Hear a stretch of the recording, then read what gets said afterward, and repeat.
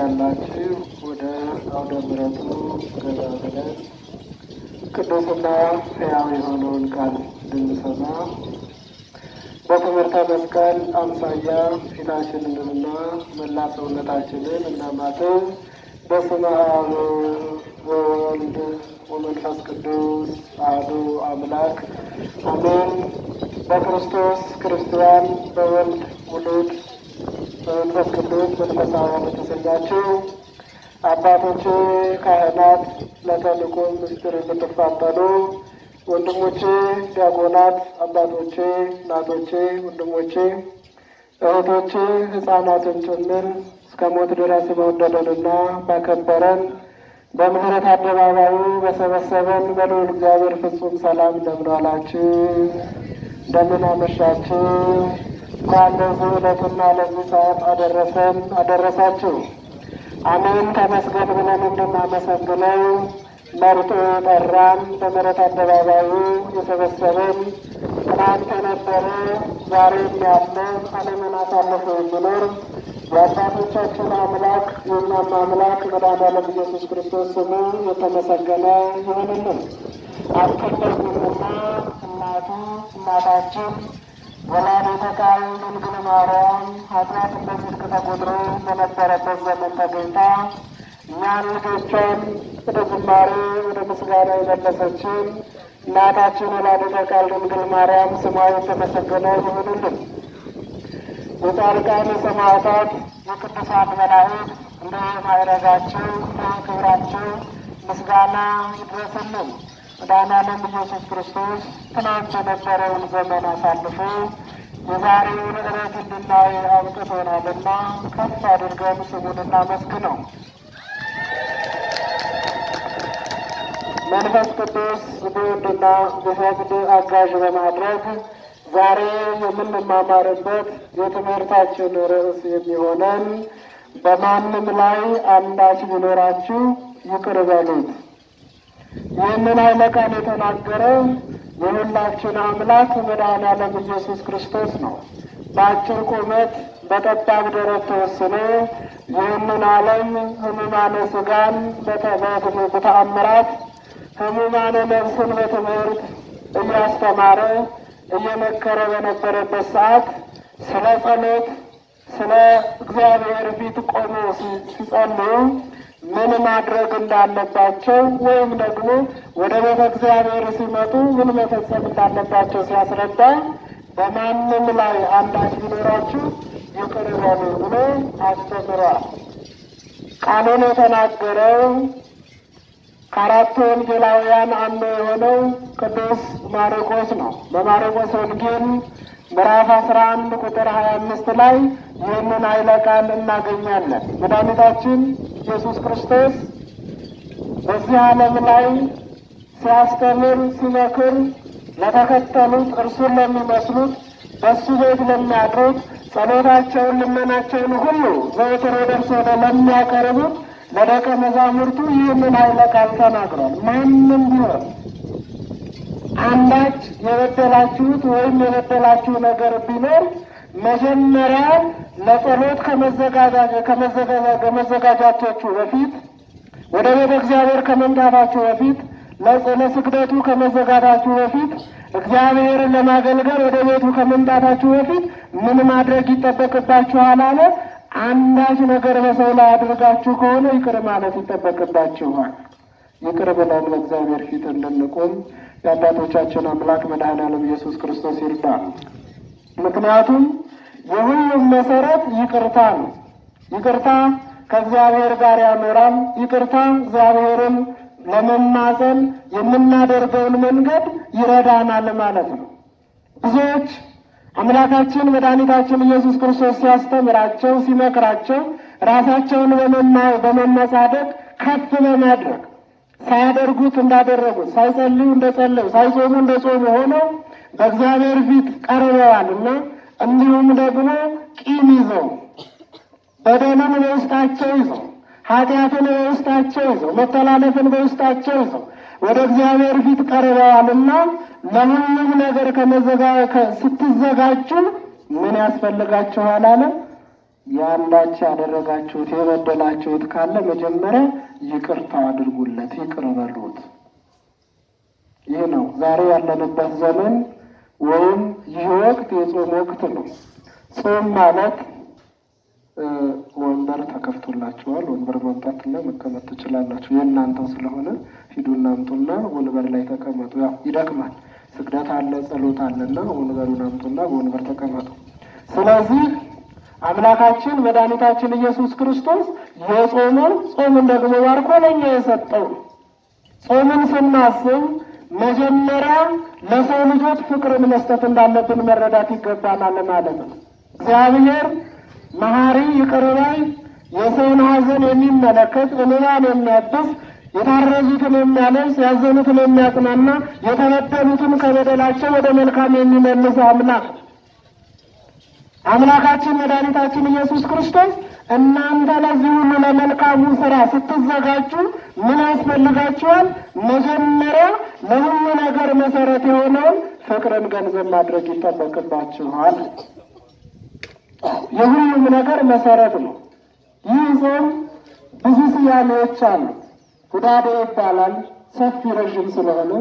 አብይ ጾም አብይ የሚባልበትም አምላካችን ፈጣሪያችን መድኃኔዓለም ኢየሱስ ክርስቶስ ከሰማየ ሰማያት ወርዶ ከእናታችን ከቅድስት ድንግል ማርያም ተወልዶ በ30 ዘመኑ በዮርዳኖስ ወደ ዮሐንስ ተጠምቆ ሳይውል ሳያድር ወዴት ሄደ? ወደ ገዳመ ቆሮንቶስ ሄደ ማለት። በገዳመ ቆሮንቶስ በረሃ በበዛበት መከራ በሚታይበት ብዙ ውጣ ውረድ ባለበት ቦታ ነው ተገኝቶ ለሰው ልጆች አርአያ ለመሆን ጾምን ቀድሶ ሰጥቶናል ማለት ነው። እንግዲህ ጾምን፣ ጸሎትን፣ ምጽዋትን ለይተን ልናያቸው አንችልም። አንድ ሰው ወደ ቤተ እግዚአብሔር ወደ ንስሐ ገብቶ ጾም ሲሰጠው ጸሎትን ገንዘብ ማድረግ ይጠበቅበታል ማለት ነው።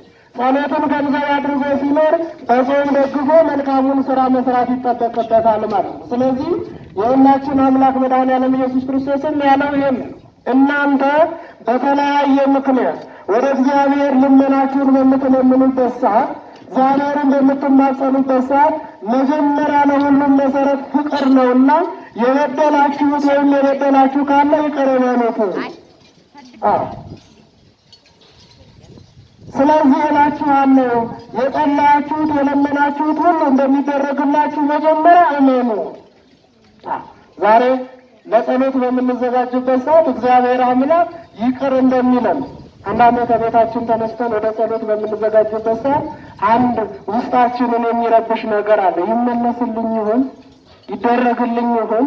ከህመሜ ይፈወስ ይሆን? ይቅርታን አገኝ ይሆን? ሰላምን አገኝ ይሆን ብለን ራሳችንን የምናጨናንቅ ሰዎች ልንኖር እንችላለን ማለት ነው። ገና ስታስቡት ወዴትም ሳትሄዱ ወደ ቤተ እግዚአብሔር መጥታችሁ ሁሉን ነገር ስታደርጉ እንደተመለሰላችሁ ቁጠሩት። እግዚአብሔር አምላክ መልሱን ይስጣል። ምክንያቱም ያልቸገረው ያላጣ በውስጡ ችግርን ያላዘሰው በምሕረቱ አደባባይ ወደ ቤተ እግዚአብሔር መጥቶ መለመን አይችልም። ያልታመነ ወደ ጸበል አይመጣም። ያላጣ ወደ እግዚአብሔር ቤት። ምክንያቱም ብዙ ጊዜ እኛ በዓለማዊ ሕይወት ውስጥ ስንኖር ውጣ ወረዳችንን በተለየ ቦታ ነው የምንጨርሰው። ስለዚህ እናንተ በምትጸልዩበት ሰዓት፣ እግዚአብሔርን በምትማጸኑበት ሰዓት ኃጢአታችሁን ይቅር እንዲላችሁ፣ ኃጢአታችሁን እግዚአብሔር አምላክ ከበደል እንዲያነጻችሁ መጀመሪያ ለጸሎታችሁ ቅድሚያ ማድረግ የሚገባችሁ ይቅር መባባል ነው። አብሮ የሚኖረውን አብሮ የሚበላውን ከአንተ ጎረቤት ያለውን አብራው የምትኖረውን ወንድምህን የማትወድ ከሆነ በፍቅር የማትኖር ከሆነ በድሎህ ከሆነ ይቅርታ ካላደረግክለት፣ በድለው ከሆነ ይቅርታ የማትጠይቀው ከሆነ የማታውቀውን አምላክ እንዴት አድርገው ይቅርታ ትጠይቀዋለህ? ምክንያቱም ፍቅር የሚጀምረው ከየት ነው? ከቤታችን ስለሆነ። ሰላም የሚጀምረው ከየት ነው? ከቤታችን ስለሆነ። እግዚአብሔርን ማገልገል የሚጀምረው ከቤታችን ስለሆነ ማለት። ስለዚህ ሲያስተምራቸው ማንንም ቢሆን አንዳች ነገር በውስጣቸው የሚመላለስ ካለ እግዚአብሔርም በምሕረት እንደሚጠብቃቸው እንደሚመግባቸው አውቃቸው ይቅር በሉት፣ ይቅርታ አድርጉለት፣ ሰላምን እናንተም ፈልጉት እኔም ደግሞ አደርግላችኋለሁ። በዚህ በማቴዎስ ወንጌል ምዕራፍ 6 ቁጥር 14 ላይ ለሰዎች ኃጢአታቸውን ይቅር ብትሉ የሰማይ አባታችሁ እናንተን ደግሞ ይቅር ይላችኋል። ለሰዎች ግን ኃጢአታቸውን ይቅር ባትሏቸው ኃጢአታችሁን ይቅር አይላችሁም። ያችን ይቅርታን የምንፈልግ ከሆነ እግዚአብሔር ፊቱን ወደ እኛ እንዲመልስ ፈልገን ፈቅደን ስለማስፈልገን መጥተን ከሆነ መጀመሪያ እኛ ምን ማድረግ አለብን ማለት ነው? ለሰው ልጆች ኃጢአታቸውን ይቅር ልትሏቸው፣ በደላቸው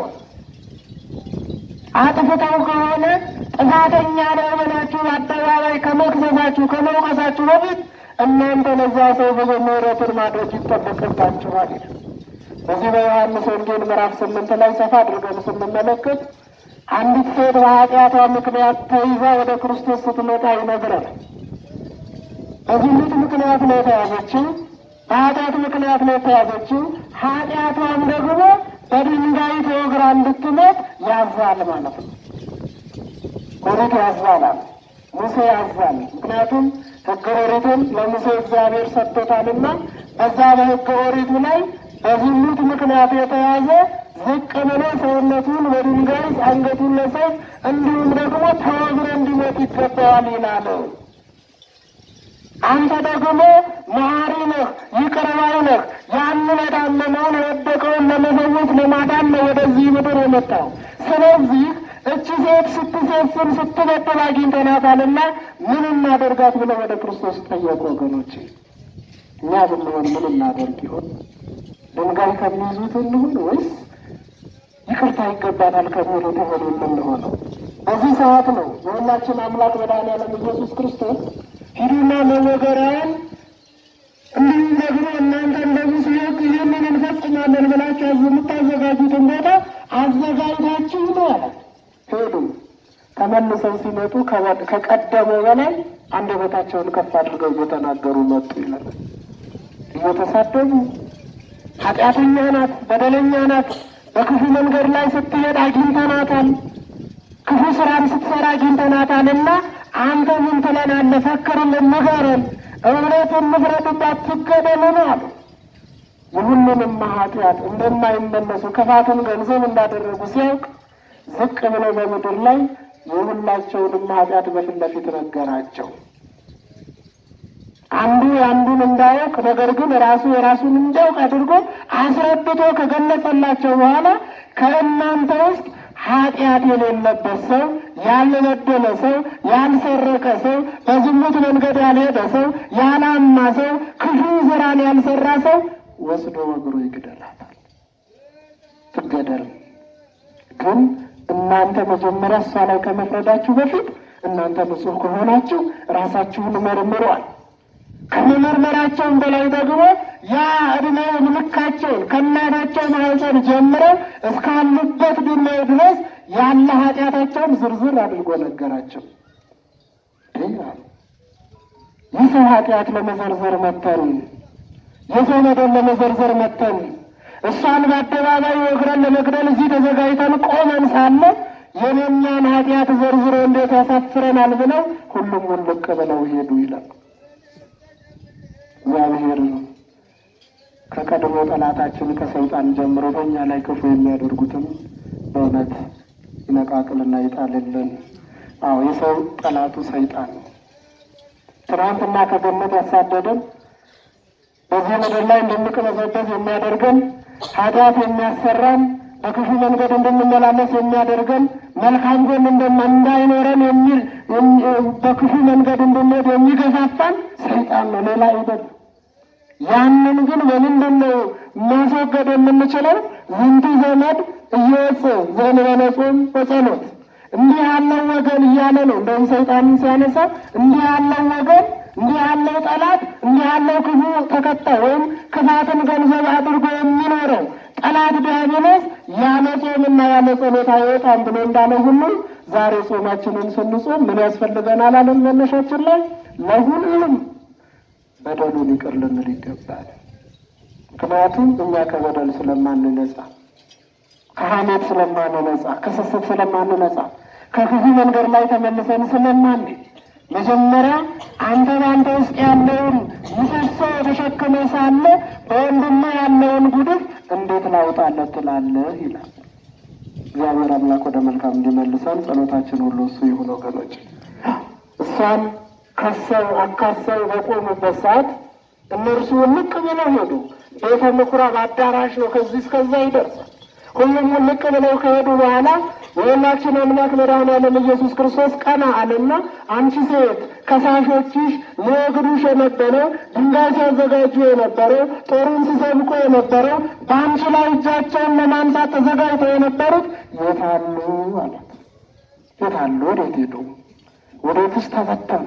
ወዴትስ ነው ሄዱ ሲላት ጌታ ሆይ ከእውነተኛ ፍርድህ የተነሳ ከእውነተኛ ጥያቄ የተነሳ አንተ መሐሪ ነህና በእውነት አዳምን ለማዳን ወደዚህ ምድር እኛን ከውድቀታችን ልታነሳን መጥተሃልና እውነትን ስለተናገርክ ብቻ ውልቅ ብለው ሄደዋል።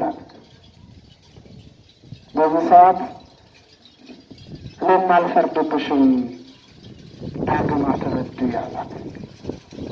እኔና እናንተ ይቅር ባይ ከሆንም ፍቅርን ካየን በሚገባ በንጹህ ልቦናችን ከጸለይን በእውነት እግዚአብሔር አይፈርድብንም። ተፈውሰን ድነን ምሕረት አግኝተን ወደ ማን እንሄዳለን ማለት ነው? ወደ እርሱ እንሄዳለን። ከምን ከሆነ ከልባችን ካደረግነው። ዛሬ የሚያስፈልገው ጾም ይሄ ነው። የሚያስፈልገው ጸሎት ይሄ ነው። የሚያስፈልገው ወደ እግዚአብሔር ቤት መመላለስ ይሄ ነው። ነገር ግን ግማሽ ጎናችን ግማሽ ሀሳባችን ቤተ መቅደስ ውስጥ ሆነ መገባባትንና መገዳደልን እንዲሁም ደግሞ የማይገባ የመበቃቀልን ገንዘብ አድርገን ከኖርን ያው ኃጢአታቸውን ይቅር ባትሉ ኃጢአታቸው ይቅር አይልባንም። ምሕረትን የማትወዱ ከሆነ አንተ አብረው የሚኖረውን ወንድምህን የበደለህን በደል አንተ ይቅርታ የማታደርግለት ከሆነ የሰማዩ አምላክህ ሁሉን ቻይ የሆነው ከሰማየ ሰማያት የወረደው ከድንግል ማርያም የተወለደው ጎኑን የተወጋው ደሙ እየፈሰሰ እስከ ሞት ድረስ የወደደ አምላክ አንተን ከኃጢአትህ ይቅር አይልህም። ይቅር እንዲለን መልካም ፈቃዱ ይሆንልን። ለዚህ ነው ኃጢአታችሁን ብትናዘዙ በደላችሁን ወደ እግዚአብሔር ይቅር እንዲላችሁ መጣችሁ በምትጸልዩበት ሰዓት ገና ስትጀምሩት እንደተደረገላችሁ እወቁት። ሰጪ ማን ነው? እግዚአብሔር ነው። ጤናን የሚሰጥ እግዚአብሔር ነው። ሰላምን የሚሰጥ እግዚአብሔር ነው። ፍቅርን የሚሰጥ እግዚአብሔር ነው። ወጥተን ወደ ቤታችን ተመልሰን እንድንገባ የሚያደርገን እግዚአብሔር ነው። እኛ ለራሳችን አግኝተን የራሳችን ነው ብለን የምንይዘው ነገር ስለሌለ ምን ያስፈልገናል ማለት ነው? በሚገባ ማንም ላይ አንዳች ቢኖረን ይቅር ማለትን መልመድ ይገባናል ማለት ነው። አንዳንዴ ሽምግልና ላይ ተቀምጣችሁ እኔ እኮ ለእነርሱ ብዬ እንጂ ይቅር ያልኩት የእሱ ኃጢአት ይቅር የሚባል ነበር ብለው ብዙ የሚያነሱ ሰዎች አሉ። ይቅር የምንለው ለማን ነው? ለእግዚአብሔር ነው። ሁሉን ቻይ ለሆነው በቀልን ለሚበቀለው ሰላም የሆነውን ወደ ሰላም የሚመልስና በጤና በፍቅር የሚመራውን ሁሉን ነገር የሚያደርገውን አምላክ ይዘን ይቅር ማለት ይገባናል ማለት ነው። ለዚህ ነው አምላካችን መድኃኒታችን ኢየሱስ ክርስቶስ ቅዱሳን ሐዋርያትን በምሳሌ ሲያስተምራቸው ሲመክራቸው አንድ ፈሪሳዊና አንድ ቀራጭ ወደ ቤተ እግዚአብሔር ሄደ ይለናል። በዚህ በሉቃስ ወንጌል ምዕራፍ 18 ላይ ስንመለከት እነዚህ ሁለት ሰዎች ወደ እግዚአብሔር ቤት የሄዱት ጸሎታቸውን ለማቅረብ ነው። እግዚአብሔር ይቅር ይለናል፣ ጸሎታችንን ይቀበላል ብለው ተነሱና ወደ ቤተ እግዚአብሔር ሄዱ። ነገር ግን ወደ ቤተ እግዚአብሔር ከሄዱ በኋላ የሁለቱም ሀሳብ የተለያየ ሆነ ማለት ነው። ዛሬ ከኛ መነቀል ያለበት ይሄ ነው። ሁለት ናቸው። ሁለቱም ግን ቤተ እግዚአብሔር ደርሰው ጸሎታቸውን በሚጀምሩበት ሰዓት ሀሳባቸው ሁለቱም የየቅል ሆነ። ፈሪሳዊው አየና ጌታዬ አምላኬ ሆይ አለ፣ አንተ ሁሉን ቻይ ነህ፣ እንዲሁም ደግሞ እንደ ማንኛውም ሰው ስላላደረከኝ አመሰግንሃለሁ አለ። እግዚአብሔር ሆይ እንደ ሌላ ሰው ሁሉ ቀማኛና አመፀኛ አመንዝራም ወይም እንደዚህ ቀራጭ ስላላደረከኝ አመሰግንሃለሁ። በማን ላይ ፈረደ? በወንድሙ በጓደኛው ላይ ፈረደ። እንደዚህ ዛሬ ከነጎን ቆሞ እንደሚጸልየው፣ ዛሬ ከነጎን ቆሞ እንደሚለምነው፣ ዛሬ ከነጎን ቆሞ እንደምመለከተው እንደ ጓደኛዬ ያላደረከኝ አንተ አመሰግንሃለሁ። በዚህ ሰዓት ያ ቀራጩ ግን ምንድን ነው ያደረገው? አንገቱን ዝቅ አደረገ። ቀና ብሎ እንኳን ወደ ቤተ እግዚአብሔር ወይም ወደ ክርስቶስ ቀና ብሎ ፊቱን ማናገር አልወደደም። ምክንያቱም ኃጢአቴ፣ በደሌ፣ ክፉ ስራዬ በኔ ላይ ሸክም ሆኖብኛልና ጌታዬ አምላኬ መድኃኒቴ ኢየሱስ ክርስቶስ ከነ ኃጢአቴ ከነ በደሌ በዚህ በምሕረቱ አደባባይ ሰብስቦኛልና በእውነት ከፍ ብዬ ፊቱን ለማየት አይገባኝም ብሎ ራሱን ዝቅ አደረገና ፈጣሪ መድኃኒቴ ኢየሱስ ክርስቶስ ሆይ ልብ በሉ ወገኖቼ፣ እኔ ኃጢአተኛ ነኝ፣ እኔ በደለኛ ነኝ።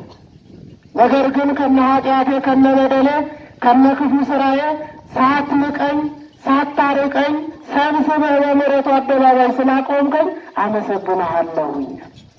ምክንያቱም አንዳች ስራ የለኝም፣ በበደል ውስጥ እመላለሳለሁ፣ ኃጢአትን ገንዘብ አድርጌያለሁኝ። እድሜ ልኬን ሁሉ መልካም የሚባል ስራ የለኝም። ግን አንተ ኃጢአትን እንጂ ኃጢአተኛን የማትጠላው አምላክ በዚህ በምሕረቱ አደባባይ ስላቆምከኝ አመሰግንሃለሁ ብሎ ፈጣሪውን መድኃኒታችን ኢየሱስ ክርስቶስን አመሰገነ።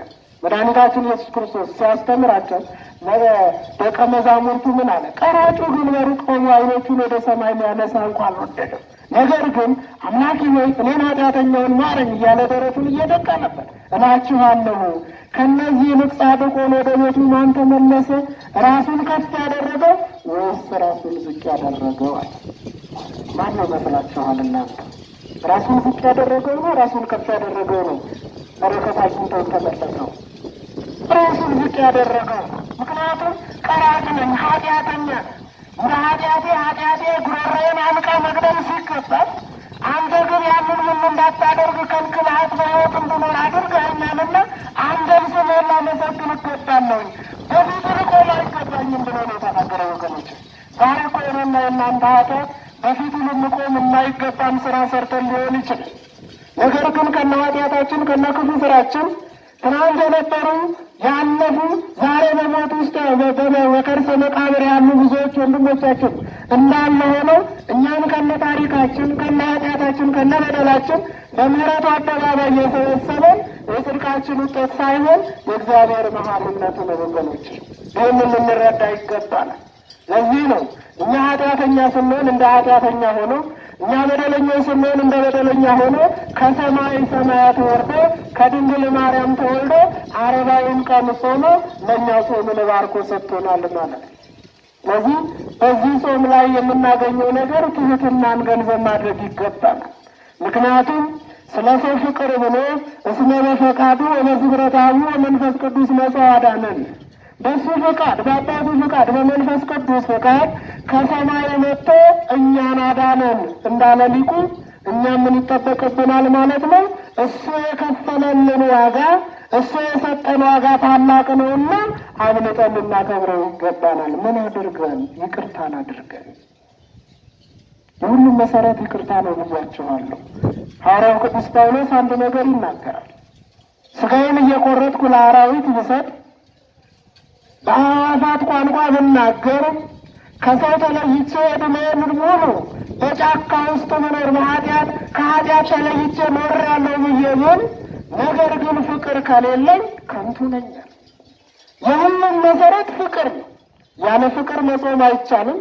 ያለ ፍቅር መጸለይ አይቻልም። ያለ ፍቅር ከእግዚአብሔር መልስ ማግኘት አይቻልም። ለሁሉም ምን ያስፈልጋል? መጀመሪያ ቂም ይዘን ከቤታችን የወጣንበት ምክንያት ካለ ዝቅ ብለን ይቅርታ መጠየቅ ይገባናል ማለት ነው።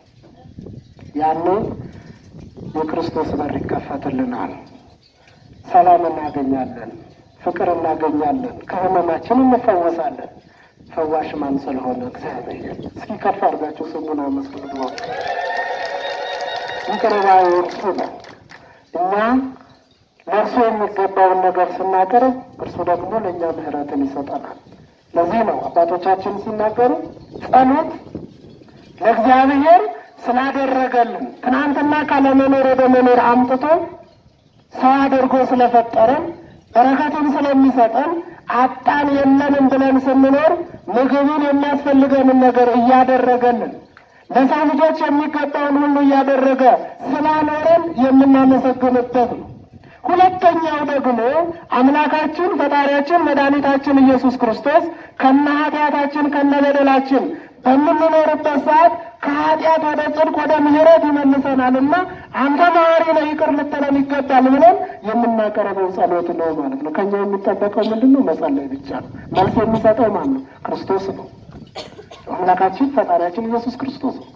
እኛ በአግባቡ ከጸለይን፣ በአግባቡ ከጾምን፣ በአግባቡ ከመጸወትን፣ የተራበውን ረግጠነው ካልሄድን፣ ከኛ የሚጠበቀውን ካደረግን መልሱ ደግሞ በእኛ በር ላይ ነው ያለው ማለት ነው።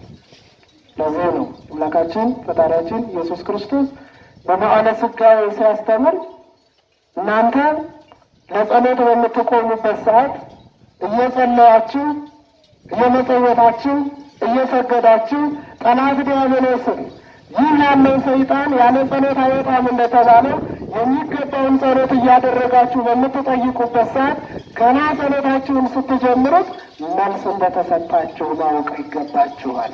ግን ማንኛውም ላይ አንዳች ቢኖራችሁ ይቅር በሉት፣ ይቅር በሉት፣ ምሕረት አድርጉለት። አንዳንዴ እሱ እኮ የሰደበኝ ስድብ፣ ሰው የተናገረኝ ንግግር፣ ሰው የፈጸመብኝ ግፍ በሰው ተመዝኖ አያልቅም ምንል ሰዎች አለን አይደለም? ግን ክርስቶስ ይቅር ካለን በላይ እኛ ይቅርታ ብለናል አላለም? 5500 ዘመን የሰው ልጅ በኃጢአት ውስጥ ሲኖር አንድ ቀን እንኳን የጽድቅ ስራ ሰርቶ አያውቅም። እስራኤላውያን ከባርነት ከመከራ ከዛ ከስደት ከ215 ዓመት የመከራ ኑሮ ካወጣቸው በኋላ ፈጣሪያችን መድኃኒታችን ኢየሱስ ክርስቶስ ለ40 ቀናት ያህል ሙሴ ከነሱ ሲለይ ጣዖት ማምለክን ነው የጀመሩት ወገኖች፣ ጣዖት ማምለክን። ነገር ግን ከዛ ከጣዖት አውጥተው ለቤተ እግዚአብሔር ያ ለአባቶቻችሁ ለአብርሃም፣ ለያዕቆብ፣ ለይስሐቅ፣ ለያዕቆብ የገባሁትን ርስት አወርሳቸዋለሁ ብሎ ርስቱን ያወረሳቸው ፈጣሪያችን እግዚአብሔር በእነሱ ጽድቅ አይደለም፣ በሰሩት ስራም አይደለም። ነገር ግን እሱ መሐሪ ስለሆነ ይቅር ባይ ስለሆነ ነው። ስለዚህ ዛሬም እኔና እናንተን ከበደል የሚያነሳን በምህረት የሚጠብቀን የሚመግበን እኛ በሰራነው ስራ ሳይሆን በእሱ መሐሪነት ነው። አይደለም ነው ወገኖቼ። ስለዚህ ሁላችንም ከልባችን ጸልየን መልስ እንድናገኝ ይህንን ጾም ከልባችን መጾም ይገባናል። ጾም ፈቃደ ሥጋን ለፈቃደ ነፍስ ማስገዛት ነው። ምክንያቱም የሥጋ ፈቃድ ልብላ፣ ልመገብ፣ ልልበስ፣ ልዘምት፣ ልጨፍር፣ የፈለግኩበት ቦታ ልሂድ ነው። የነፍስ ፈቃድ ግን አይገባህም፣ መጸለይ ይገባሃል፣ መስገድ ይገባሃል። ይህ አንተ ላይ ያለው እርኩስ መንፈስ የሚወጣው ካንተ የሚለየው ምን ሲሆን ነው ይላል? መጾምና በልብህ ከሚገባ ወደ እግዚአብሔር ስትጸልይ ነውና ይህ ሁሉ ለአንተ አይጠቅምም ብሎ የነፍስ ፍላጎት ያነሳሳል ማለት ነው። ያን ለማድረግ ምን ያስፈልገናል? ያንን የሥጋዊ ፍላጎትን ንቅል አድርጎ ከራሳችን ማውጣት ይጠበቅብናል። 55 ቀን እንጾማለን። ይህ ጾም 55 ቀን የምንጾመው አምላካችን መድኃኒታችን ኢየሱስ ክርስቶስ 100 ነገዶችን ነበሩት ወይም የእግዚአብሔር ሰዎች የሚባሉ እነዚህም 99ኙን በሜዳ ጥሎ አዳምን ለማዳን ወደዚህ ምድር መጣ እንላለን። 5500 ዘመንን ለ100 ነገድ ብናካፍለው 55 ይደርሳል። ስለዚህም እኛ ዛሬ የምንጾመው ጾም የአዳምን ድርሻ ነው ማለት ነው። ዛሬ ከትናንት እሑድ ጀምረን እስከ ትንሣኤ ያለውን ቀን ብንቆጥር 55 ቀን ይደርሳል። እነዚህ 55 ቀናት የአዳም ድርሻ ለ100 ተካፍሎ አዳም በድሏልና ኃጢአት ሰርቷልና ወድቋልና ተላልፏልና አትብላ የተባለውን በልቶ የማይገባ ስራ ውስጥ ተገኝቷልና እሱ በበደለው እሱ በሰራው ኃጢአት የአዳም ልጆቹን ወደ ምድር ሲወርዱ በእውነት 930 ዓመት እንባውን ሲያፈስ የኔና የእናንተ አምላክ መድኃኒዓለም ኢየሱስ ክርስቶስ ቀረበና ከልጅ ልጅ ተወልጄ ሰው ሆኜ በሰዎች መካከል ተመላልሼ ሥጋ ለብሼ ለሰው ልጆቹ የሚገባውን አድርጌ ወደ ቀደመ ክብር እመልስሃለሁ ያለውን ለመፈጸም እርሱ በዚህ ምድር የተገኘበትን በማሰብ እርሱ በዚህ ምድር የተገኘበትን ለአንዲት ሰከንድ እንኳን ሳይመገብ ምንም እንኳን የክርስቶስ ባህሪው ምግብ የመመገብ ባይሆንም ነገር ግን እኛ መጾም እንዳለብን ቤታችንን፣ ትዳራችንን፣ ልጆቻችንን ትተን ወደ ገዳም ገብተን ዝቅ ብለን መከራውን፣ ረሃቡን፣ ቸነፈሩን፣ ስደቱን አስበን መጾም እንዳለብን ሲያስተምረን እነሱ ከሚኖሩበት አይሁዳውያን ካሉበት ተለይቶ ገዳመ ቆሮንቶስ ሄዶ ተጾሞ ለእኛም ጾምን ባርኮልናል ማለት ነው። ስለዚህ ፍቅረ ቢጽም የወንድምን ፍቅር በወንድማማቾች መካከል ያለውን ፍቅር፣ ሰላሙን ሁሉም በመሻትና በመከተል መጾምና መጸለይ ይጠበቅብናል። ተዘጋጅተናል ነው ዋናው። ራሳችንን ማየት ያለብን ተዘጋጅተናል። ምን ያስፈልገናል? እንደውም በዚህ በማቴዎስ ወንጌል ምዕራፍ 5 ቁጥር 23 ላይ ሲናገር ምን ይላል? አንተ እንግዲህ መባህን በመሰዊያው ላይ በምታቀርብበት ጊዜ ወደ ቤተ እግዚአብሔር መባህን ይዘህ በምትመጣበት ጊዜ ገንዘብ ሊሆን ይችላል፣ ጸሎት ሊሆን ይችላል፣ የተለያየ ነገር ወደ ቤተ እግዚአብሔር ይዘህ ስትመጣ የበደልከው የበደለ የተጣላኸው ሰው ካለ መጀመሪያ መስዋዕትህን ባለበት ቦታ አስቀምጠ። አያችሁት? ወደ ቤትህም ይዘኸው አትሄዳል። ምክንያቱም ወደ ቤት ይዘኸው በምትሄድበት ሰዓት ምናልባት ነገ አስገባዋለሁኝ፣ ነገ ሰጣለሁ፣ ነገ መጸውታለሁ ብለህ ሀሳብህን እንዳትቀይር ምን ያስፈልግሃል አለ? መባህን ባለበት ቦታ አስቀምጠህ ሄደህ ወንድምህን ታረቀውና ና። በድለው ከሆነ ይቅርታ አድርግለት። በድለው ከሆነ ይቅርታ ብለህ እግሩ ላይ ወድቀህ አንተ ከሱ ከተያረክና ይቅርታ ካደረክለት በኋላ መባህን ካለበት ቦታ አንስተህ ለቤተ እግዚአብሔር ሰዋ፣ ለቤተ እግዚአብሔር ሰዋ። ምክንያቱም ዛሬ በእኔና በእናንተ ልቦና ውስጥ ያለ ስጦታ የያዝነዋል። ጾም ሊሆን ይችላል፣ ጸሎት ሊሆን ይችላል፣ ሰላምን መሻት ሊሆን ይችላል፣ ፍቅርን መሻት ሊሆን ይችላል። ያንን ወንድማችንን አስቀይመን አንዳንዴ እኮ ወገኖች እዚህ ሆነ ደውለን የምንሳደብ ሰዎች አንጠፋም እንኳን አንተንማ መጥቼ ሳልበቀልህ እኔን እዚህ በየጸበሉ እያንከራተት ከአንተ ጮማ እየቆረጥክ ትኖራል። አንተን መጥቼ በአንተ ላይ የፈለግኩትን ነገር ሳላደርግ ብለን እዚህ ወደ ነው የምንዘብ ሰዎች ልንኖር እንችላል። አያስፈልግም። ለምን? ስለማይሆን አምላካችን ፈጣሪያችን ኢየሱስ ክርስቶስ ለእኛ ያለውን ነገር ለማስተማር ባይመጣ ኖረው አዳምን በዙፋን ሆኖ ማዳን ይችላል? አይችልም። 40 ዘመን ሙሉ መና ከሰማይ እያወረደ ከጭንጫ ከድንጋይ ላይ ውሃ እያፈለቀ እስራኤልን የመራ አምላክ ተራብኩኝ ተጠማሁኝ ሲል የነበረው እኛም ረሃብ ሲመጣ፣ ጾም ሲመጣ፣ መከራ ሲመጣ ያሁኑ እንደሚደርስብን ለማስተማር እንጂ በእውነት ከሰማይ መናን ያወረደ አምላክ ለእርሱ የሚመገበው አይቶ ነው የተሰደደው? አይደለም፣ አይደለም ወገኖች፣ ስደትን ለመባረክ ነው። እናንተ በክርስትና ሃይማኖት ውስጥ ስትኖሩ ይህ ሁሉ በእናንተ ላይ ይፈጸማልና በሚመጣባችሁ ሁሉ ምን ያስፈልጋችኋል ማለት ነው? ትዕግስትን ገንዘብ ማድረግ ይጠበቅባችኋል። እያደረግን ነው ወይ? እውነት ከልባችን ለመጾም ተዘጋጅተናል? ውስጣችን ያለው የመጠራጠር ያልተገባ ስራ የሰራ ነው ውስጣችን እያለ ያንን ተሸክመን ጾምን ለመጀመር ካሰብን ተሸምደናል። ያንን መንቀል መጣል ያስፈልገናል። ለዚህ ነው ማንም ላይ አንዳች ቢኖራቸው በተበደሉት ቢበድላቸው በእውነት እናንተ በምትመለከቱት ሁሉ ይሄ በደለኛ ነው፣ ይሄ ኃጢአተኛ ነው ብላችሁ በልቦናቸው የያዛችሁት ካለ መጀመሪያ ይቅር በሉት። ምክንያቱም ሳል ይዞ ጸሎት ስርቆት፣ ቂም ይዞ ጸሎት ይቻላል። ሳል ያለበት ሰው ጎተራ መሰርሰር አይችልም፣ ኪስ ማውለቅ አይችልም። ድንገት ያ ሳሉ ይነሳበትና እጅ ከፍንጅ ሊያዝ ይችላል።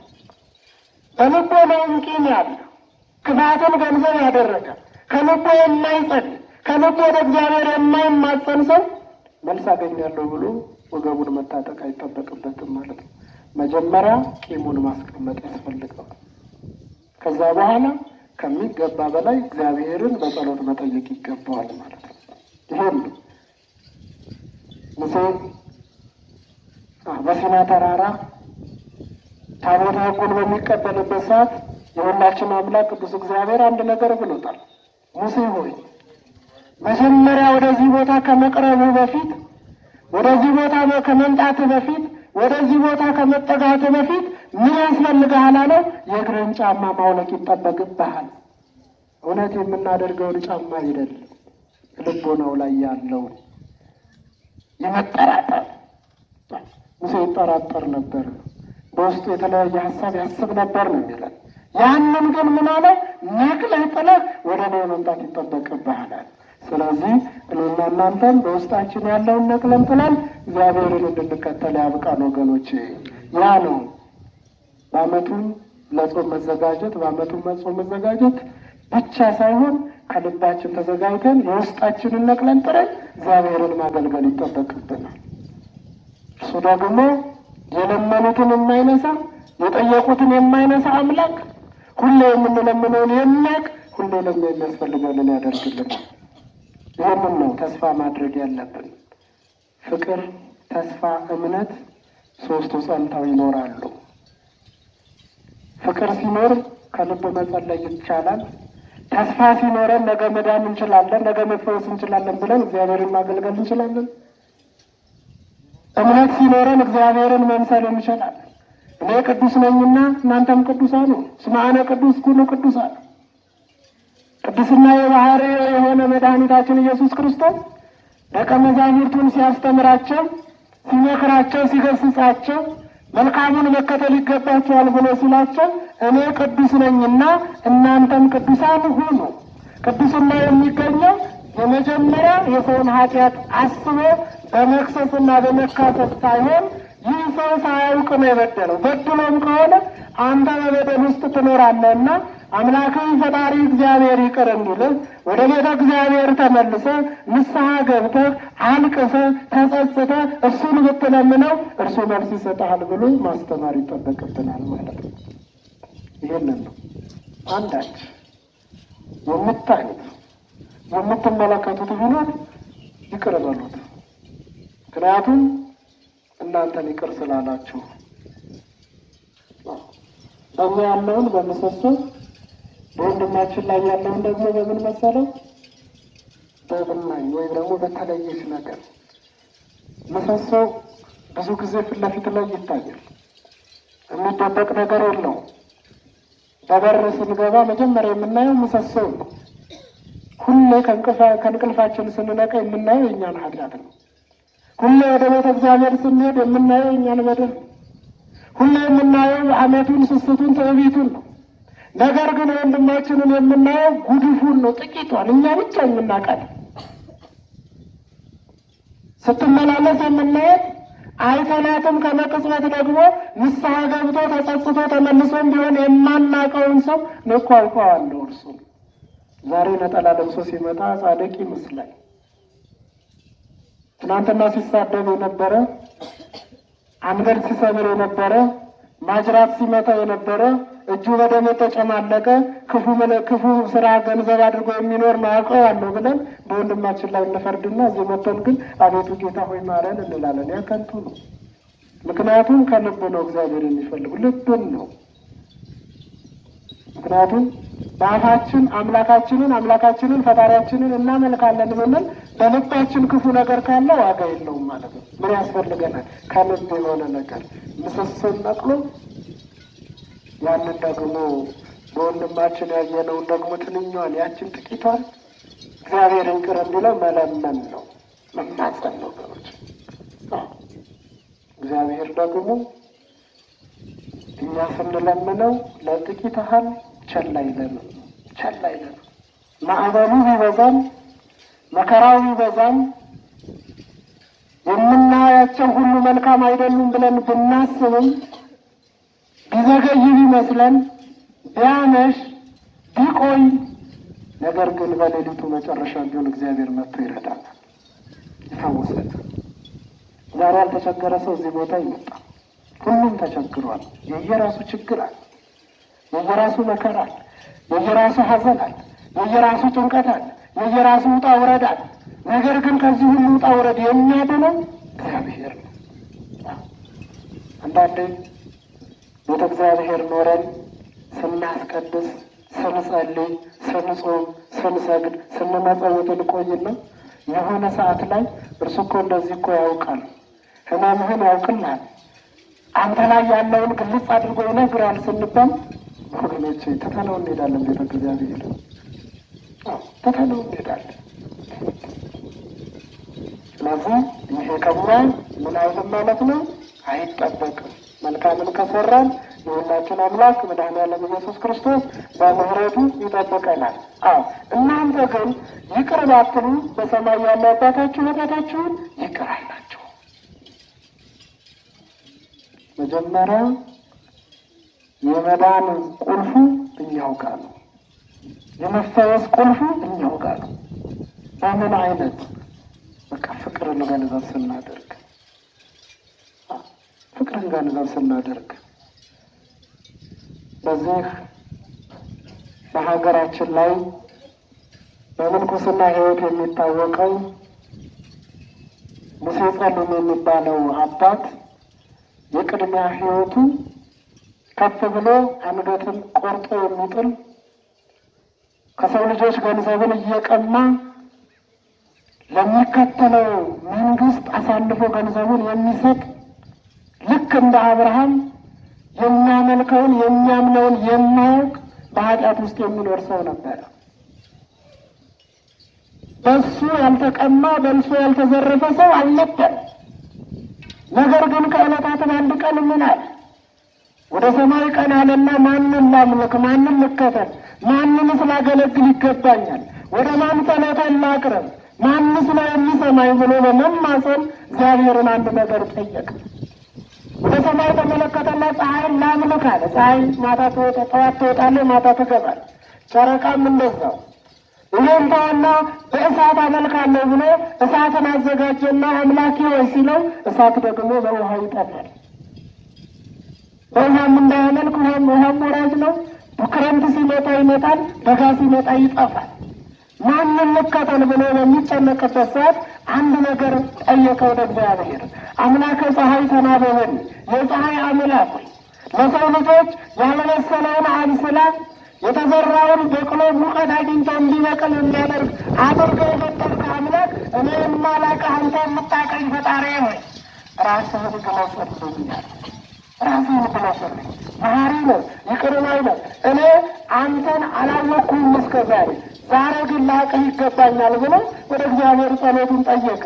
እግዚአብሔርም ልመናን ይሰማልና ከዛ ከሚያመልከው ከሚከተለው በማይገባ መንገድ ከሚሄደው መንገድ መለሰውና ወደ ተወሰደው በገዳም ውስጥ ይኖር ዘንድ መለሰው። በገዳም ውስጥ ሲኖር ብዙ ጾር ነበር። ብዙዎች መጥተው ያሙታል። ብዙዎች መጥተው ይህ መልካም አይደለም፣ አንተ ጥቁር ነህ፣ መልካም ስራ አልሰራህም ብለው በደካማ ጎኑ እያነሱ ይናገሩታል። በእውነት በገዳም ሕይወት ውስጥ ሲኖር ለሰከንድ ያህል የዓለማዊ ኑሮ አልገዛውም ነበረ። ምክንያቱም ከውስጡ ውልቅ አድርጎ ጥሎት ነበረ ገዳም ሕይወት ውስጥ የገባው። ከዕለታት አንድ ቀን አንዳች ቢኖራችሁ ይቅር በል እንዳሉት ይቅር በል እንደተባለ አንድ ወንድማቸው በምንኩስና ሕይወት ውስጥ የሚኖር አንድ አባት ኃጢአት ሰራ፣ በደለ፣ የእግዚአብሔርን መንገድ ትቶ የጠላት ዲያብሎስ የሰይጣንን መንገድ ተከትሏልና እባክህ ናና እንፍረድበት ብሎ እኚህን አባት ጠሯቸው ይላል። ማንም? ሙሴ ጸሊምን። ሙሴ ጸሊም ዶንያ ለምን ከአንድ ሁለት ሶስት ሄደው ጠሩት። በሶስተኛው ዶንያ አዘጋጀና ቂጡን ቀዶ አሸዋስ ውስጥ አድርጎ ተሸክሞ መሄድን ጀመረ። ወደ አባቶቹ ጎን ሲደርስ ከኋላ አሸዋው ይፈሳል። ታላቁ አባት ሙሴ ጸሊም ሆይ እግዚአብሔርን የምታገለግለው ከዛ ከማንነቱ ወጥታ እግዚአብሔርን የምትመስለው በቅድስና ሕይወት ውስጥ የምትኖረው ዛሬም ደግሞ ወንድማችን በድሏል ኃጢአት ሰርቷልና ና እንፍረድበት ስንለው እንዴት አሸዋ ተሸክመህ ትመጣለህ ብለው ጠየቁት። አይ ልጆች አሉ፣ እኔ እኮ የተሸከምኩት መፍሰሱን እያየሁ አይደለም፣ እናንተ ናችሁ የምታዩት። የሚፈሰው ሌላ አይደለም፣ የሰራሁት ኃጢአት ነው፣ የበደልኩት በደል ነው፣ የተላለፍኩት ነው፣ ኃጢአቴ ነው፣ ክፉ ስራዬ ነው። ትናንትና ያንን ሁሉ ገንዘብ ቀምቼ በቅድስና ሕይወት ውስጥ የሚኖሩትንም ሁሉ ሳሰቃይ ቆይቼ መልካም ጎን ሳይሆን ክፉ ስራን ሰርቼ እናንተ የምታዩት ዛሬ ያለሁበትን ቦታ ነውና፣ ስለዚህ ለእኔ የማይታየን ለእናንተ የሚታይ ኃጢአት እየፈሰሰ ነው። ታዲያ እንዴት አድርጌ በወንድሜ ላይ ልፍረዳት? እንዴት አድርጌ ልፍረድበት? እንዴት አድርጌ ኃጢአተኛ ነህ ልበለው? የኔ እየፈሰሰ የኔ ከኋላ እናንተ እየተመለከታችሁት ለእኔ ሳይታየኝ ብሎ ያንን ወንድሙን ሳይፈርድበት የክርስቶስን ቃል በመመልከት በአንዳችሁ ላይ ወይም በአንዳች ቢኖርባችሁ መልካም ማንም ላይ አንዳች ቢኖራችሁ ይቅር በሉት እንዳለው ሁሉ እነዚያ መነኮሳቶች ይቅር ብለውት በንስሐ ሕይወት እንዲመለስ አድርገውታል ማለት ነው። ስለዚህ እኔና እናንተም ዛሬ ጾምን ይዘናል። ከልባችን ከጾምን፣ ከልባችን ከጸለይን፣ ከልባችን ከሰገድን፣ ከልባችን ወደ ቤተ እግዚአብሔር ከመጣን መልስ አለው ወገኖች፣ ይመለስልናል። በእውነት እዚህ ቦታ ላይ ከፍ መንፈስ ያለበት ሰው አለ። አንዳንዴ የምትሰሙት ጆሮ ጭው ያደርጋል። ከአዲስ አበባ ለመፈወስ ለመዳን መጥተው እንደ ምሽግ አንዳንድ ቦታ ተቀምጦ ኃጢአትን ገንዘብ የሚያደርጉ ሰዎች አሉ። ባያምኑም ግን እግዚአብሔር ፊቱን ሲመልስ በትር ያነሳል፣ ጅራፍ ያነሳል። ወገኖች እንደው አንዳንዴ በእውነት ካለቅጥ መብላት ካለቅጥ መጠጣት ምን ያስፈልጋል? እዚህ ቦታ ላይ መጠጣት ያስፈልጋል? ስንቱ እያለቀሰ የሚያስጠምቀው የሚረዳው አጥተው ወድቆ ባለበት ሰዓት ግማሾች ሰክረው ወድቀው የሚያድሩበት እየሆነ ነው። ወገኖች ልንመለስ ይገባል። አንድ ሰውን አይቶ ዝም አይልም፣ ሁለት ደግሞ እግዚአብሔርን ዝም አይልም። በትር አያነሳም። ወገኖች ታዲያ ይሄን ይዘን ነው መዳን የምንችለው፣ መፈወስ የምንችለው፣ ወደ ቤተ እግዚአብሔር መመለስና ወደ ቤታችን መመለስ የምንችለው በዚህ ነው አይደለም። ስለዚህ ምን ያስፈልገናል? ከልባችን ያንን ትናንት የሰራነውን ኃጢአት ትተን ንስሐ ገብተን ወደ ቤተ እግዚአብሔር ልንመለስ ያስፈልገናል። ለዚህ ነው ምንም ቢኖርባቸው ማንም ላይ ታማሚው ላይ ጤነኛው ላይ ባለሀብቱ ላይ ድሃው ላይ ያለው ላይ የሌለው ላይ እናንተ በምትሉት መንገድ የያዘው ወይም የምትመለከቱት ሰው ላይ ይህ አለ የምትሉት ካለ መጀመሪያ ለሁሉም ነገር ከመቆማችሁ በፊት ይቅር በሉት። የይቅርታ ልብ ይኖራቸው፣ የሰላም በር ይኖራቸው፣ ልብ ይኖራቸው፣ የፍቅር ልብ ይኖራቸው። ያንን በምታደርጉበት ሰዓት ሱባኤያችሁ መልስ ያገኛል ብሎናል። መልስ እንዲያገኝና በእግዚአብሔር ፊት ታላቅ ሆኖ ተቀባይነት እንዲያገኝ የአባቶቻችን አምላክ መድኃኔዓለም ኢየሱስ ክርስቶስ ይርዳን ወገኖች። ለዚህ ነው በዚህ ሰዓት ራሳችንን መመርመር እንችላለን። ምን ያህል ከልባችን እየጸለይን ነው? ከልባችንስ ንስሐ ገብተናል ወይ? ግማሹን ነግረን ግማሹን የምናስቀምጥ ከሆነ አይሆንም። ግማሹን አስበን ግማሹን ሳናስብ ከቀረን አይሆንም። ምክንያቱም ሐናንያና ሰጲራ በዚህ ተወቅሰዋል። ሀብታቸውን ንብረታቸውን አዘጋጁ፣ ለእግዚአብሔር ይገባል ብለው ይዘው መጡና ግማሹን ከፍለው ቆፍረው ቀበሩ። ከዛ በኋላ ግማሹን ይዘው ሲሄዱ ሁለቱም ከሞት አልተረፉም ማለት ነው ወገኖች። እግዚአብሔር ይቀጣል። እንዳንቀጣ ከኛ የሚጠበቀው ከልብ መዘጋጀት እንጂ እንደው ሰዎች በማየት ብቻ መተን የእኛንም ድህነት እንዳናቆይ ጥንቃቄ ማድረግ ያስፈልጋል። ለምን ያለ ይቅርታ ያለ መጸለይ ዝም ብለን ብንቀመጥ ቀን ከመቁጠር ውጭ ዋጋ የለንም። ሐዋርያው ቅዱስ ጳውሎስ ለዚህ ነው እርስ በርሳችሁ ትዕግስትን አድርጉ፣ ማንም በባልንጀራው ላይ የሚነቅፈው ነገር ካለው ፍቅር ይቅር ተባባሉ፣ ክርስቶስ ይቅር እንዳላችሁ እናንተም ደግሞ እንዲሁ አድርጉ። ምን አለ? ክርስቶስ ይቅር እንዳላችሁ፣ ክርስቶስ ምሕረቱን እንደሰጣቸው፣ ክርስቶስ ሰላምን እንደሰጣቸው፣ ክርስቶስ በምሕረቱ አደባባይ እንድትቆሙ ከፈቀደላችሁ እናንተ ምን ያስፈልጋችኋል? ይቅርታን ማድረግን ገንዘብ ማድረግ ይጠበቅባችኋል። ምክንያቱም ትናንት ከነበርንበት ሕይወት ትናንት ከተመላለስንበት መንገድ አምጥቶ በምሕረቱ አደባባይ ሰብስቦ ዛሬ በዚህ ቤት ውስጥ የሰበሰበን እሱ እንጂ የእኛ ስራ እንዳልሆነ ማወቅ ይገባል። ይህን የምናደርግ ከሆነ ወንድማችን አንድ ነገር አድርጎባል ስንባል ለሱ ይቅርታ አድርገን እግዚአብሔርን ተማጽነን ከሆነ መልስ የምናገኘው በዚህ ነው። ስለዚህ ነው ብርሃናተ ዓለም ቅዱስ ጳውሎስ አሳዳጅ ነበር። በብዙ ክፉ ስራ ውስጥ ይኖር ነበር። እንደውም ይላል እርሱ ባለቤቱ እናንተ እኔም ብታመሰግኑ እኔም አንተ ጻድቅ ነህ በመልካም መንገድ ተመላልሰሃል ብትሉኝ እኔ በእናንተ ዘንድ መመስገን ኃጢአት ነው ለኔ። ምክንያቱም በእነ ቅዱስ እስጢፋኖስ መወገር መሞት እኔ እጄ ነበረበት። ኃጢአትን ገንዘብ አድርጌ ነበር የምኖረው። ከነ ኃጢአቴ ያልናቀኝ፣ ከነ በደሌ ያልገፋኝ፣ ከነ በደሌ ያላራቀኝ እግዚአብሔር በእናንተ ፊት ይህንን ቃል እንድናገር አድርጎኛልና ይሄ ማለት በእናንተ ፊት መመስገን ለኔ ውርደት ይሆናል። ዛሬ 2 ቀን ሳንጸልይ ተስፋ ቆርጠን የምንወጣ ሰዎች አሉ።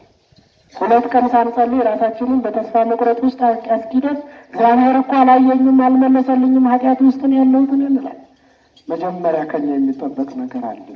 ከልብ መጸለይ፣ ከልብ መጾም፣ ከልብ ንስሐ መግባት፣ ከልብ መስገድ። ይህንን ካደረግን የሁላችን አምላክ መድኃኔዓለም ኢየሱስ ክርስቶስ ኃጢአተኞችን ከኃጢአታቸው ፈውሶ በምሕረት አደባባይ እንዳቆመ ሁሉ እኛንም ያቆመናልና በምሕረት አደባባዩ እንዲሰበስበን የአባቶቻችን አምላክ መድኃኔዓለም ኢየሱስ ክርስቶስ መልካም ፈቃዱ ይሁንልን። በዚህ ቤት ተገኝተናልና ፍጻሜያችን አምሮ በእውነቱ ምድራዊ ርስትን ሳይሆን ሰማያዊ ርስትን ወራሾች ሆነን በበረከቱ እንድንሰበሰብ በጤና እንዲጠብቀን መልካም ፈቃዱ ይሁንልን። ቆም ብለን አንድ መዝሙር እንዘምርና ጉባኤያችንን ጨርሳለን።